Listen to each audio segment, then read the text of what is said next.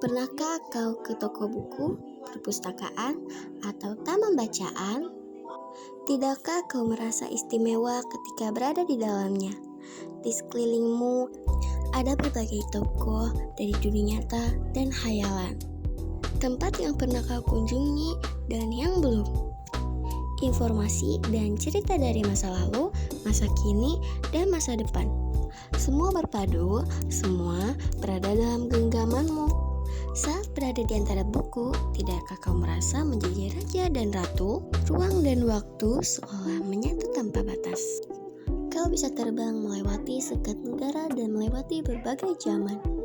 Kau bisa menyelam ke dalam samudra, melayang di angkasa, bercanda dengan aneka satwa, dan berkenalan di tengah padatnya kota, juga di rimba raya. Kau tahu, buku adalah jendela dunia, kunci pengetahuan, dan pintu wawasan.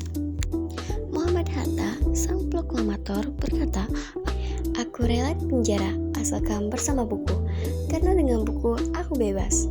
Bersama buku, manusia terbebas dari ketidaktahuan. Tempat-tempat yang dipenuhi buku adalah harapan berkembangnya pengetahuan dan wawasan. Apa jadinya jika kota tanpa buku? Lantaskah dia disebut kota? Di kota itu mungkin kabar datang dari sumber lain, dari koran, televisi, atau internet. Mungkin informasi dan cerita datang dari cerita nenek moyang, bagai dongeng-dongeng sebelum tidur.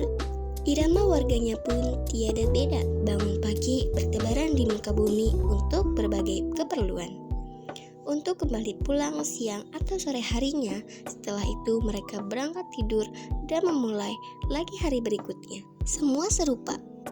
Di kota itu mungkin ada bangunan bernama perpustakaan. Di dalamnya buku-buku berderet dalam rak yang tak terjemah. Tiada tangan meraih dan membuka halaman demi halaman dengan sukacita. Mungkin juga ada tumpukan buku di sudut-sudut sekolah yang sepi dan berdebu. Jarang dikunjungi, jarang dibaca. Buku-buku di sana teronggok tanpa nyawa.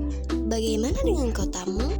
Mungkin kau tinggal di kota yang megah atau di gang sempit, di desa terpencil, di sisi pesisir, atau di kaki gunung. Adakah perpustakaan tak membaca atau toko buku di dekat rumahmu? Jika ada, apakah tempat itu menjadi wadah perkumpulannya anak-anak dan warga, menjadi pusat perkembangannya wawasan dan pengetahuan? Atau hanya menjadi pajangan? Maukah kau menjadi orang yang menghidupkannya? Kau bisa mengunjunginya dan mengajak teman-teman membaca dan berbagai cerita di sana. Jadikan tempat itu sumber kegembiraan dan pengetahuan. Jika tempat itu belum ada, maukah kamu menjadi orang yang memulai menghadirkannya? Kau bisa memulainya dari sebuah sudut di teras rumahmu. Ajak teman-temanmu melalui langkah baru. Jangan biarkan waktu berlalu tanpa buku.